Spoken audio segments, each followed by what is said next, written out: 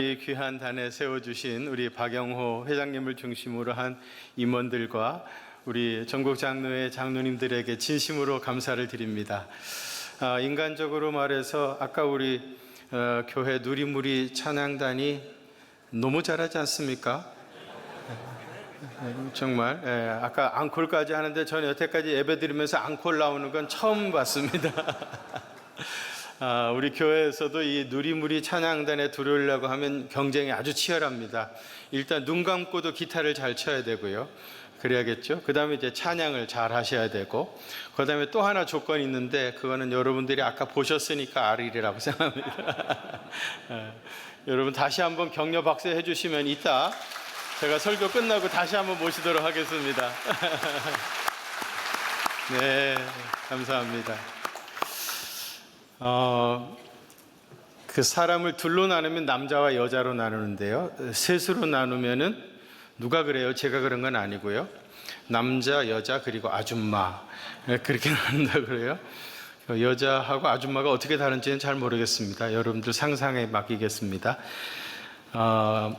영적으로 사람을 셋으로 나누게 되어지면은 첫째로는 육에 속한 사람, 두 번째로는 육신에 속한 사람, 그리고 세 번째로는 오늘 고린도전서에서는 신령한 자라 그랬는데 저는 영에 속한 사람, 이렇게 이제 셋으로 나눌 수가 있습니다. 먼저 육에 속한 사람은 어떤 사람인가 하면 헬라어로는 푸시코스라고 그러는데요. 푸시코스, 육체를 푸시케라고 그래요. 그래서 육체에 속한 사람이다, 이제 그런 의미에서 푸시코스 그러는데, 영어로 말하면은 the man without the spirit, 그러니까 성령님이 없는 겁니다. 성령님이 아예 그 안에 계시지 않는, 그냥 육체만 있는 거죠. 여러분, 육체라고 하는 건, 육체를 가지고 맺는 열매라고 하는 건 아주 뻔하죠. 갈라디아서 5장 19절 이하에 보면 육체의 일은 뻔하니 그러면서 음행, 더러운 것, 호색, 우상숭배, 주술, 원수 맺는 것, 분쟁, 시기, 분냄과 당짓는 것, 이단, 투기, 술 취함, 방탕함, 이런 것들이라. 그러니까 인간의 육체를 가지고 맺는 열매라고 하는 건 뻔한 것들입니다. 이게 이제 성령님이 아예 그 속에 계시지 않는 사람을 푸시코스, 육에 속한 사람이라 그렇게 얘기하고요. 그 다음에 이제 두 번째로는 육신에 속한 사람입니다. 육신에 속한 사람. 아까는 육에 속한 사람이고요, 이번엔 육신에 속한 사람. 헬라어로는 사르키코스라 그렇게 얘기하는데요, 이 사람은 이제 성령님을 받아들이긴 했어요. 성령님을 받아들이긴 했는데 아직 영적으로 미성숙한 사람, 온전하지 못한 아직 미성숙한 그리스도인입니다. 제가 전에 이제 전철을 타고 어디를 가는데요, 다리가 아파가지고 어디 앉을 데 없나 이렇게 보는데, 내리려고 하면 사람이 조금 부산하잖아요. 탁 보면 알잖아요. 저분 내릴 것 같구나. 나 저분 내리면 거기 앉아야 되겠다 하고 그 앞에서 이렇게 기다리고 있었거든요. 이분이 탁 내리는데 제가 앉으려고 하는데 누군가가 나를 확 잡아 끌더니 자기가 가서 앉는 거예요. 이야, 그러면서 앉자마자 뭐라 한 줄 알아요? 하나님 감사합니다. 하나님 감사합니다 그러는 거예요. 그리고 조금 있다가 누구한테 전화를 하면서 이러는 거죠. 권사님, 나 금방 가. 하나님께서 자리를 예비하셔가지고 나 앉아가니까 이제 조금 있다 만나. 알고 보니까 권사님이더라고요. 그래서 내가 자기는 하나님께 감사한지 모르겠지 나는 어떻게 된 거예요? 그렇다고 해서 지옥까지는 않겠죠. 그래도 이제 성령을 받아들이긴 하셨지만은 아직 영적으로 미성숙한 사람, 이런 사람이 이제 사르키코스, 육신에 속한 사람, 이제 그렇게 말하고요. 세 번째로는 영에 속한 사람, 오늘 우리 본문에서는 이제 신령한 사람이라 그렇게 얘기하는데요. 이 영이 푸뉴마거든요, 푸뉴마. 그래서 영에 속한 사람은 푸뉴마티코스 그렇게 얘기합니다. 푸뉴마티코스. 그래도 우리 전작년 수련회 오셨으니까 헬라어 하나 정도 알고 가시는 것도 나쁘지 않겠죠? 영에 속한 사람이 푸뉴마티코스라, 영에게 속한, 영어로 얘기하면 the man with the Spirit, 성령님과 함께하는 사람입니다. 그러니까 그 사람 성령님과 함께 하시기 때문에 그 속에 계신 성령님께서 성령님의 열매를 맺죠. 여러분 갈라디아서 5장 22절 23절에 보면 성령의 열매는 그리고 사랑과 희락과 화평과 오래 참음과 자비와 양성과 충성과 온유와 절제라 그랬잖아요. 여러분 이건 성령의 열매죠. 성령님이 맺으시는 성령의 열매예요. 그러니까 성령님이 우리 안에 오셔가지고 내 몸을 통해서 당신의 열매를 맺어가는 게 성령님의 열매예요. 여기 딜레마가 있는 거예요. 내 몸은 아까 육체의 열매를 맺는 일에 길들여져 있잖아요. 그동안 오랫동안 이 육체를 가지고 죄 짓는 일에 길들여져 있는 이 몸을 가지고 성령님께서 바로 그 몸을 가지고 성령님께서 성령의 열매를 맺으시려고 하니까 이게 쉽지 않은 겁니다. 여기 딜레마가 있는 거예요. 그래요, 여러분 성령 충만함이라고 하는 건 뭐예요? 성령님께서 우리의 몸을 완전히 지배를 하셔가지고 이 몸을 가지고 당신의 열매, 사랑과 희락과 화평과 오래 참음과 자비와 양성과 충성과 온유의 열매들을 맺어갈 수 있는 상태가 되는 거, 이게 이제 성령 충만입니다. 이제 영적으로 보니 세 부류의 사람이 있다고 했는데요, 나는 지금 어디에 속해 있는 사람인가? 우리 그리스도인들의 영적인 현주소를 알 필요가 있어요. 우리 가운데서 푸시코스는 없어요. 왜냐하면 이미 우리는 다 성령 받으셨잖아요. 이 푸시코스는 육에 속한 사람은 저 세상에 있는 사람들이죠. 우리는 성령을 이미 받은 사람이기 때문에 육신에 속한 사람하고 영에 속한 사람 그 어디쯤에 있겠죠. 그러겠죠? 성령의 충만함을 받은 사람은 영에 속한 사람으로 점점 더 가까이 갈 것이고요. 또 그렇지 못한 사람은 육신에 속한 사람에 점점 가까이 가 있을 거고요.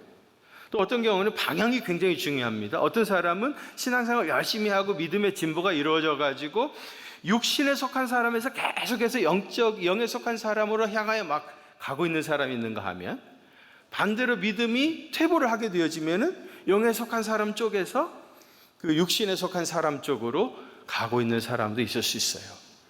그럼 여러분, 모든 우리 그리스도인들의 로망은 뭡니까? 빨리 이 육신에 속한 사람에게서 벗어나가지고 영에 속한 사람으로 가는 것, 그게 우리 모든 그리스도인들의 로망 아니겠습니까? 우리가 지금 수련회를 하고 전국에서 이렇게 많은 장로님들이 모인 것도 무슨 뭐 때문에 모였습니까? 더 영에 속한 사람. 그래서 성령님께서 완전히 내 몸을 지배하셔가지고 내 몸을 통해서 성령의 열매를 맺는 그런 사람이 되어지기를 소망하면서 우리가 지금 전국에서 이렇게 모인 거 아니겠습니까? 그러면 어떻게 해야 우리가 영에 속한 사람이 될 것인가? 이게 중요하죠. 여러분, 영에 속한 사람 되시기를 원하십니까? 아멘이십니까? 예. 영에 속한 사람이 되기를 원하시면 어떻게 해야 되느냐? 제가 시간 많지 않으니까 세 가지만 얘기하겠습니다. 그 첫 번째로는 세상 끝에 있을 심판을 생각해야 됩니다. 그래야 영에 속한 사람이 되어져 가는 거예요. 어떻게 해야 된다고요? 세상 끝에 있을 심판을 생각해야 돼요. 여러분, 평생 하나님과 동행하다가 죽음을 보지 않고 들림을 받은 사람 있죠? 누구죠? 에녹이죠, 에녹. 근데 자세히 보면 창세기 5장 21절에서부터 24절에 보면은요, 에녹은 65세에 무두셀라를 낳고, 무두셀라를 낳은 이후로 300년 동안 하나님과 동행하다가 죽음을 보지 아니하고 들림을 받았다고 그래요. 무두셀라를 낳기 전에는 하나님과 동행했는지 안 했는지 확신할 수 없습니다. 분명한 거는 무두셀라를 낳은 이후 300년 동안 하나님과 동행하다가 죽음을 보지 않고 들림을 받았습니다. 무두셀라, 성경에서 뭐로 제일 유명한 사람이죠? 최고로 장수한 사람이죠. 최고로 오래 사신 분. 몇 세 사셨죠? 969세. 역시 우리 장로님들 다 잘하시네요. 969세 최고로 장수한 사람이에요. 여러분들도 다 969세 사시길 바랍니다. 또 아멘이라고 하시는 분들도 계시는데 하여튼 믿음이 좋습니다. 예. 무두셀라가 969세 최고로 오래 산 사람이에요. 근데 이제 무두셀라라고 하는 그 이름의 뜻이 뭐냐면요, 원래 뜻은 창을 든 사람이에요. 창을 든 사람. 여러분, 우리나라도 장승들이 이렇게 마을에 창을 들고 서가지고 마을을 지키죠.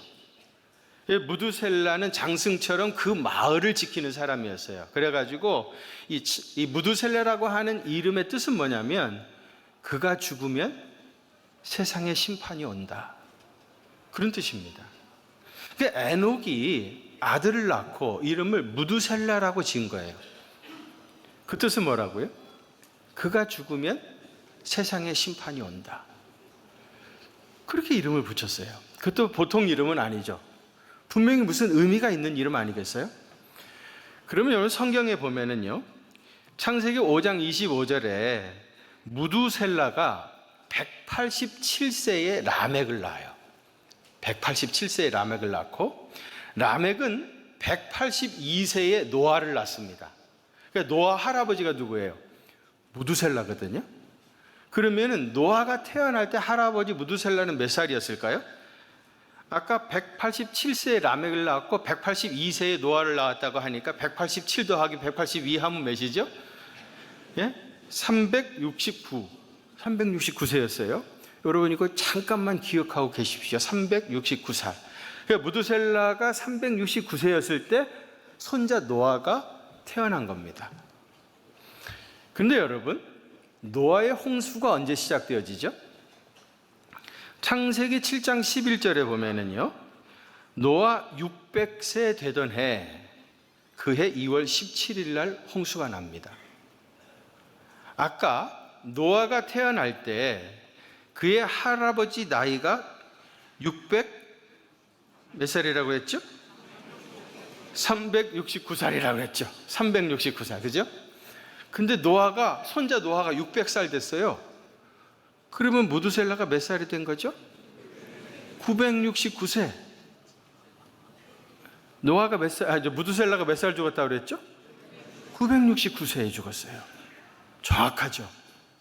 에녹이 아들을 낳고 무두셀라, 그가 죽으면 세상에 심판이 온다 그랬는데, 정말 무두셀라가 죽던 해에 노아의 심판이 있었던 겁니다. 그러면 아까 노아는 무두셀라를 낳고 300년 동안 하나님과 동행했다고 그랬는데요, 이 에녹이 300년 동안 하나님과 동행할 수 있었던 이유는 뭐예요? 세상 끝에 있을 심판을 덜 생각했던 거예요. 자기 아들 무두셀라를 부르면서 이 아들이 죽으면 세상에 심판이 온다, 세상 끝에 있을 심판을 늘 기억했기 때문에 하나님과 동행하는, walking with God, 하나님과 동행하는 삶을 살 수 있었던 겁니다. 여러분 신앙인으로 산다고 하는 것은 끝을 생각하고 오늘을 살아가는 사람들입니다. 세상 사람들은 오늘을 열심히 살다가 어느 순간에 끝을 맞이하게 되어져요. 그러나 믿음으로 산다는 건 뭐예요? 끝을 먼저 생각하고 주님 앞에 서게 되어지는 그 순간을 먼저 생각하고 오늘을 살아가는 거예요. 그 끝에서 우리 주님을 만나게 되는 거죠. 히브리서 9장 27절에 보면, 한 번 죽는 것은 사람에게 정해진 것이요 그 후에는 심판이 있으리라 그랬어요. 죽는 것은 죽을지도 모른다, 그런 말 아니잖아요. 이미 정해진 겁니다. 그리고 심판이라고 하는 것도 이미 정해진 겁니다. 반드시 죽고 반드시 심판을 받게 되어져요. 여러분, 죽을 사자 잘 아시죠? 죽을 사자. 이 죽을 사자를 보면 중국 사람들이 굉장히 철학이 많은 사람들이에요. 이 죽을 사자를 보면요, 한문으로 풀면 이게 어느 날, 그런 뜻입니다. 어느 날. 그 다음에 저녁 석자죠. 어느 날 석양에. 그 다음에 이건 뭐죠? 화살 시자죠. 어느 날 석양에 화살같이 찾아오는 게 뭐예요? 그게 죽음이에요. 누구도 예측할 수 없었을 때에 갑자기 찾아오는 게 죽음이에요. 그래서 사람들은 죽음을 두려워합니다. 사람들이 제일 무서워하는 게 죽음이죠. 제가 전에 옛날 그 비디오 테이프를 있을 때 있지 않습니까? 그때 어떤 분이 저를 보고 비디오 테이프를 하나 주면서 이거 보시면 아마 참고가 되실 겁니다, 그럼 주더라고요. 그 제목이 뭐였냐면 Faces of Death, 죽음의 얼굴들, 뭐 그런 뜻입니다. 지금도 유튜브에 있는 것 같더라고요. Faces of Death. 그런데요, 이건 뭐냐면은 미국 CIA에서 말이죠, 무슨 자료로 쓰기 위해서 사람이 죽을 때 그 얼굴을 크게 찍은 거예요. 얼굴만.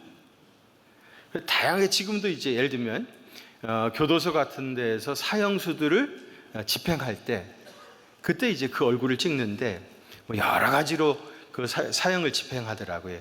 예를 들면 캡슐 같은데 집어넣어 놓고 의자 앉혀서 손을 딱 묶고 그 다음에 이제 전기를 쭉 집어넣으면 이제 죽는 거예요.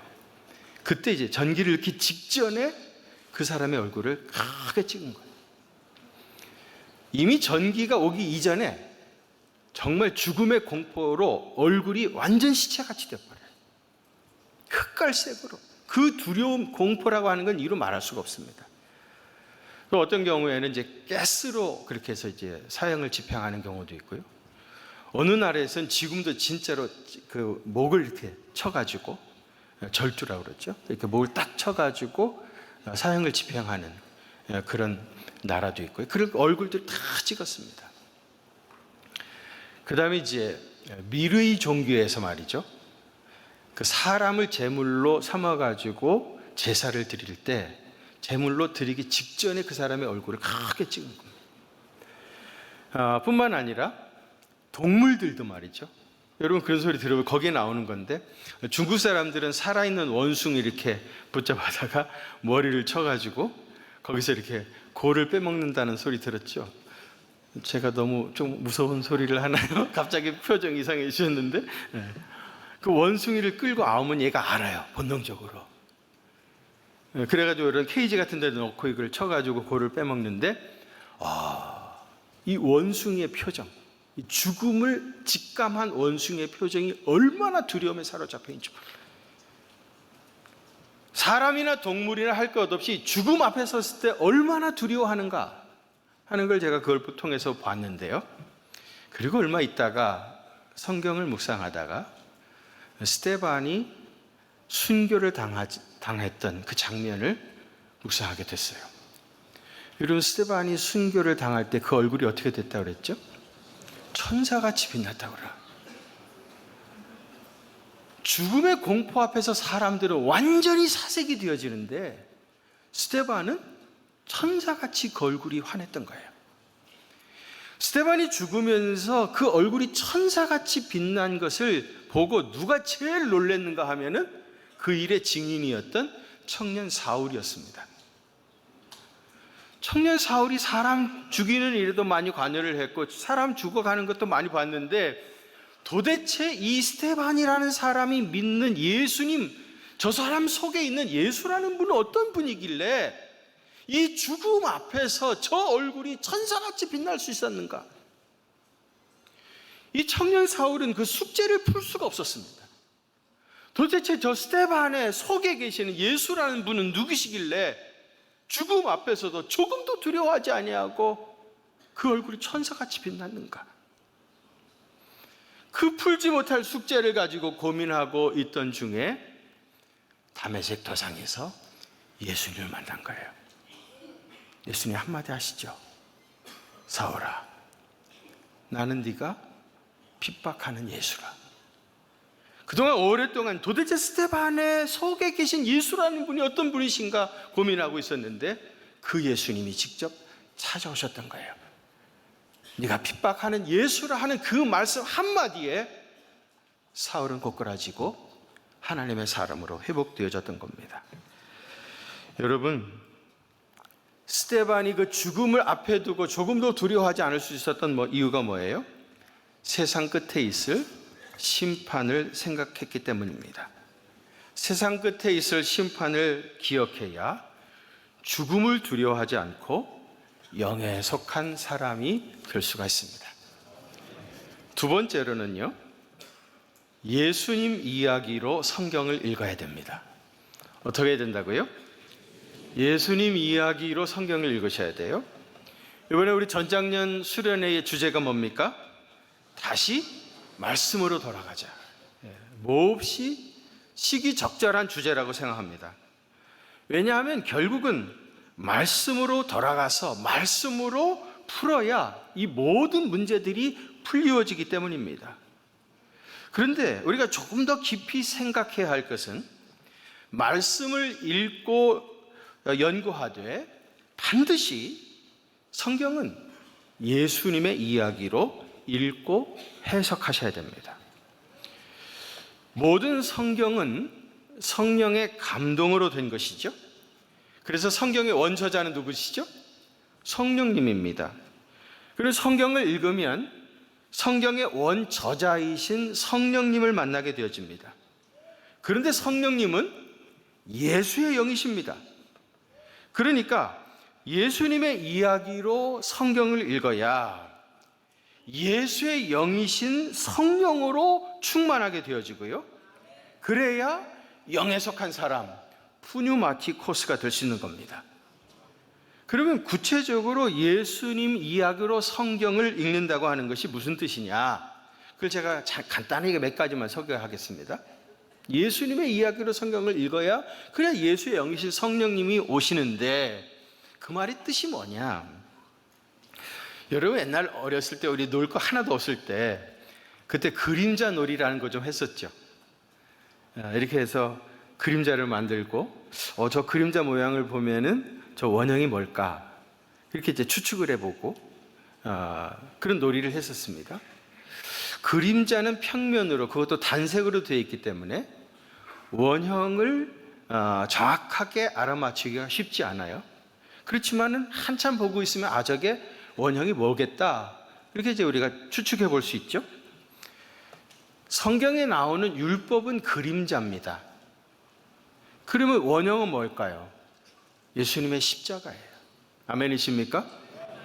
율법은 그림자라고 하면 그 원형은 예수님의 십자가예요. 그래서 여러분 사실은 이 그런 그림자와 원형이라고 하는 이 패러다임을 가지고 성경을 읽어보면은요, 놀라울 정도로 성경의 모든 이야기가 예수님의 십자가에게 정확하게 초점이 맞춰져 있어요. 예를 들어 가지고요, 여러분 이삭 이야기 너무 잘 아시죠? 이삭하고 예수님, 이삭하고 예수님을 이렇게 나란히 펴놓고 한번 읽어보면은요, 얼마나 공통점이 많은지 몰라요. 이삭은 아브라함의 외아들이었죠. 예수님은 하나님의 독생자였고요. 아브라함이 3일 길을 걸어 모리아산까지 갔습니다. 이 3일이라고 하는 길은 예수님이 무덤에 계시던 기간을 암시하고 있습니다. 이삭이 번제에 쓸 장작을 등에 지고 산으로 올라갔죠. 이건 뭐예요? 예수님이 지신 십자가를, 수풀에 걸린 양을 대신하여 제물로 바치죠. 이건 뭐예요? 예수님의 대속의 죽으심을 말하는 겁니다. 제단 위에 올려진 이삭을 하나님께서 극적으로 살리시죠. 아브라함아, 그에게 아무것도 하지 말라. 이삭을 극적으로 살리셨어요. 이건 뭘까요? 예수님의 부활을. 아브라함의 아들 이삭을 제물로 바쳤던 산이 모리아산이죠. 예수님이 십자가에 달리신 산은요, 갈보리산입니다. 그런데 여러분 아십니까? 모리아산하고 갈보리산하고 같은 산입니다. 아브라함 때는 그 산을 모리아산이라고 했는데 예수님 시대에는 그 산을 갈보리산이라고 한 거예요. 그러니까 정확하게 아브라함이 아들 이삭을 제물로 바쳤던 바로 거기에 예수님이 십자가에 달려 돌아가신 겁니다. 그러니까 여러분, 이삭은 완전히 그림자였어요. 원형은 누구예요? 예수님이십니다.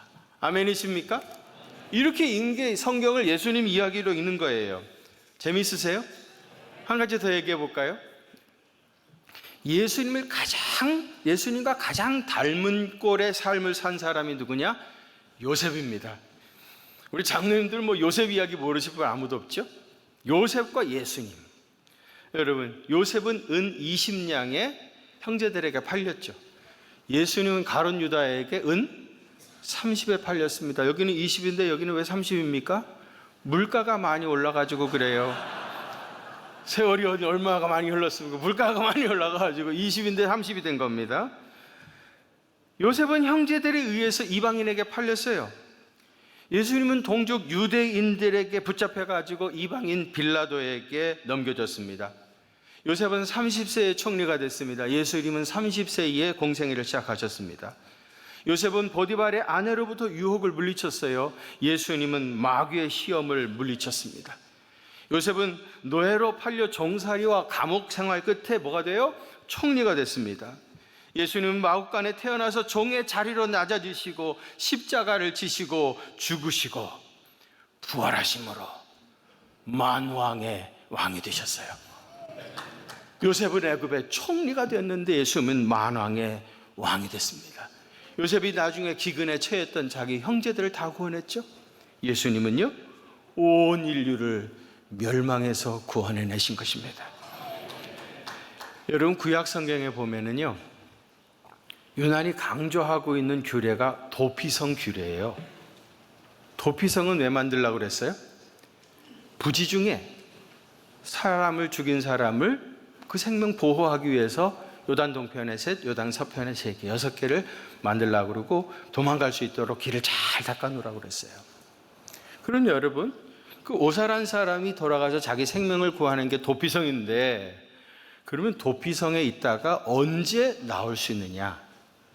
거기서 풀려나서 자기 집으로 돌아올 수 있는 그 때가 언제냐면요, 민수기 35장 28절에 보시면은 이렇게 되어 있어요. 이는 살인자가 대제사장이 죽기까지 그 도피성에 머물러야 할 것입니다. 대제사장이 죽은 후에는 그 살인자가 자기 소유의 땅으로 돌아갈 수 있느니라 그랬어요. 그 도피성에 들어간 사람이 언제 나올 수 있다고요? 대제사장이 죽으면은 자기 집으로 돌아갈 수 있어요. 그러면 여러분 한번 재밌는 상상을 해보세요. 도피성에 있는 사람들이 늘 뭘 기도하겠습니까? 너무 속보이지만은 큰 소리는 못했겠지만 속으로, 하나님, 나 집에 가야 되는데, 가서 해야 될 일이 많은데 대제사장 빨리 좀 돌아가시게 해주십시오. 그렇게 기도하지 않겠습니까? 또 이게 너무 합리적이질 않아요.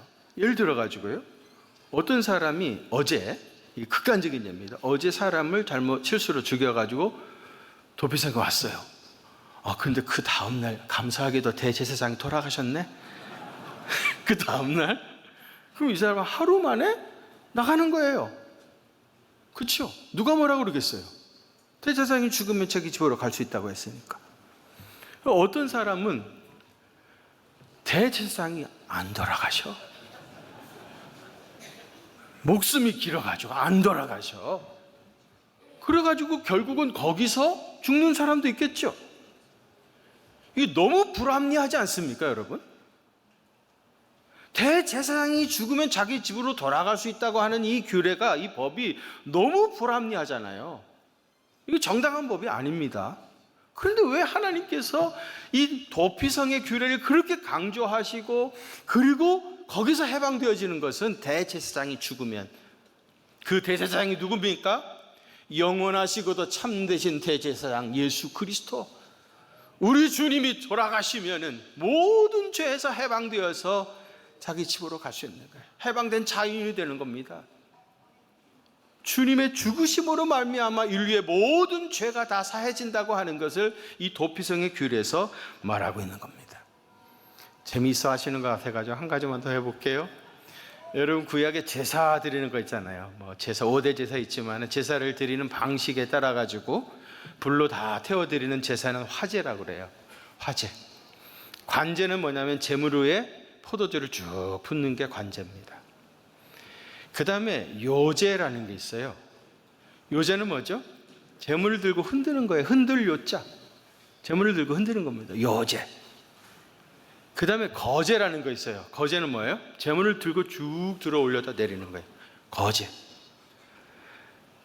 대제사장이 말입니다, 짐승의 뒷다리를 들고 요제를 해요. 요제. 그리고 가슴을 들고 거절합니다. 쭉.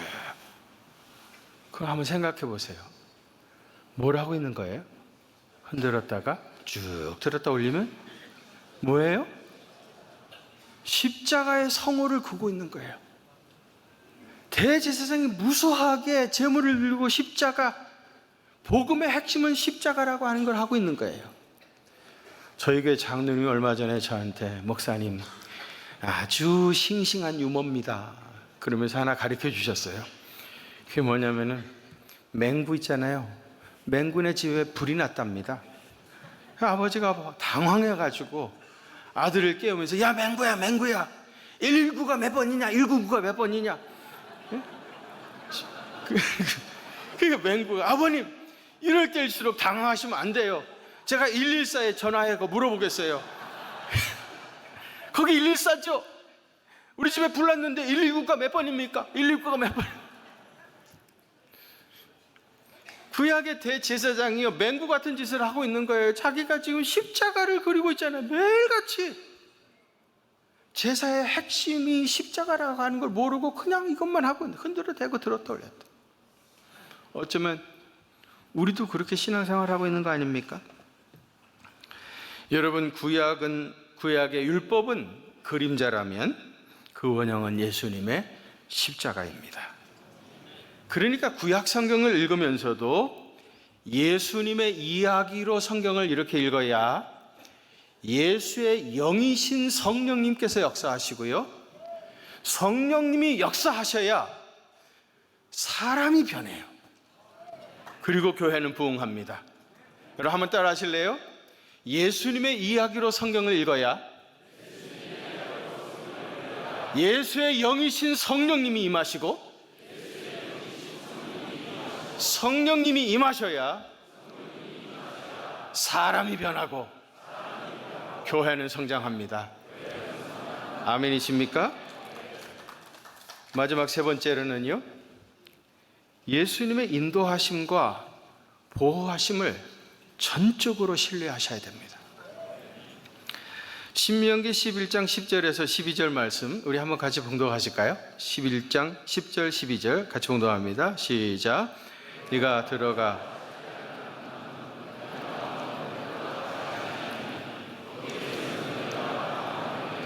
발로 물 대기를 채소밭에 댐과 같이 하였거니와 너희가 건너가서 차지할 땅은 산과 골짜기가 있어서 하늘에서 내리는 비를 흡수하는 땅이요 내 하나님 여호와께서 돌보아 주시는 땅이라. 연초부터 연말까지 내 하나님 여호와의 눈이 항상 그 위에 있느니라. 아멘. 모세는 이스라엘 백성들이 살았던 애굽 땅하고요, 이제 들어가 차지하게 될 이스라엘 땅을, 이 가나안 땅을 여기서 비교를 하고 있습니다. 애굽 땅은 파종한 후에 물이 필요하면요, 얼마든지 발을 조금만 이렇게 움직이면 물을 끌어다 쓸 수 있는 땅이었습니다. 소위 관계 수로가 잘 되어 있는 그런 땅이었습니다. 그런데 이스라엘 백성들이 살게 될 가나안 땅은요, 하늘에서 비가 내려야만, 이른 비와 늦은 비가 하나님께서 적당히 내려주셔야만 농사를 지을 수 있는 땅입니다. 그야말로 천수답입니다. 저 애굽 땅은 관계수로가 잘 되어져 있는, 물 필요하면 언제든지 조금만 일하면 물 들여다 쓸 수 있는 땅이고요, 가나안 땅은 천수답입니다. 하나님께서 비를 내려주셔야만 농사를 짓는 땅이에요. 여러분, 어디가 더 좋은 땅입니까? 어디가 좋은 땅입니까? 왜 대답을 못 하십니까? 틀릴 때 틀리더라도 한 번만 해보십시오.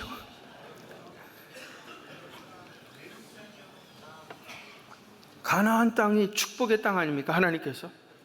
하나님께서 마른 이른 비와 늦은 비를 내려주시는 땅이니까 이 모세는 그 가나안 땅이 하나님께서 축복하는 땅이라고 말하는 거예요. 근데 여러분, 비가 안 오면 어떡하랍니까? 이 비라고 하는 건 하나님께서 하시는 거잖아요. 비가 안 오면 어떡해요? 근데 만일 우리가 하나님을 100% 신뢰할 수 있다고 하면은 사실 애굽 땅보다 가나안 땅, 하나님께서 이른 비와 늦은 비를 적당하게 내려주시는 가나안 땅이 더 좋은 땅 아닙니까? 하나님을 100% 신뢰한다면. 근데 우리가 잘 믿지 못하는 거예요. 비 안 오면 어떡하려고? 물에다 더 끌어다 써야지. 이런 생각이 있다 보니까 대답을 잘 못했던 거예요. 여러분들이 100% 하나님을 신뢰하신다면 하나님께서 이른 비와 늦은 비를 내려주시는 가나안 땅이 더 좋은 땅입니다. 그 땅은 여호와께서 돌봐주시는 땅이기 때문입니다. 하나님을 전적으로 믿고 의지할 때 사람은 메마른 가나안 땅을 이른 비와 늦은 비가 때를 따라 내리는 젖과 꿀이 흐르는 땅으로 경험할 수 있게 되어집니다. 베드로전서 5장 7절에 너희 염려를 주께 다 맡기라. 이는 그가 너희를 돌보심이라 그랬어요. 여러분, 베드로전서의 수신인인 1세기 소아시아에 있던 그리스도인들은 이미 네로의 박해가 시작되었습니다. 성도들이 믿음을 지키다가 굶주린 사자의 밥이 되는 것, 톱에 썰려 죽는 것, 사지가 찢겨서 죽는 것, 어쩌면 그런 일도 있을지 모른다, 그런 것이 아니고요, 내가 끝까지 배도하지 않으면 결국은 그렇게 될 수밖에 없는 코앞의 현실이었습니다. 그러니 어찌 근심하지 않을 수 있었겠어요? 이렇게 근심에 빠져있던 성도들에게 이 모든 염려를 주께 맡기라. 내 모든 염려를 주께 맡겨라. 영어로 얘기하면 cast all your anxiety. anxiety라는 거면 염려, 수고, 걱정 이런 거. cast는 뭡니까? 던져버려라. cast on your anxiety on him. 그에게, 그분에게 던져버리라. 여러분들의 anxiety, 수고와 근심과 걱정을 그분에게 던져버리면 이게 누구에게가 있어요? 그분에게 주님이 갖고 계시잖아요. 그러면 그가 너를 돌보심이라 그랬습니다. 우리가 가지고 있는 많은 염려들이 있습니다. 이걸 다 주님께 맡겨버리면 우리 주님께서 지켜주시고 책임져 주십니다. 하나님은 여러분을 절대로 떠나지 않으시고 세상 끝날까지 지키시고 돌보시고 계십니다. 이것을 믿으시기를 바랍니다. 주님께 영광의 박수를 올리겠습니다. 할렐루야, 할렐루야.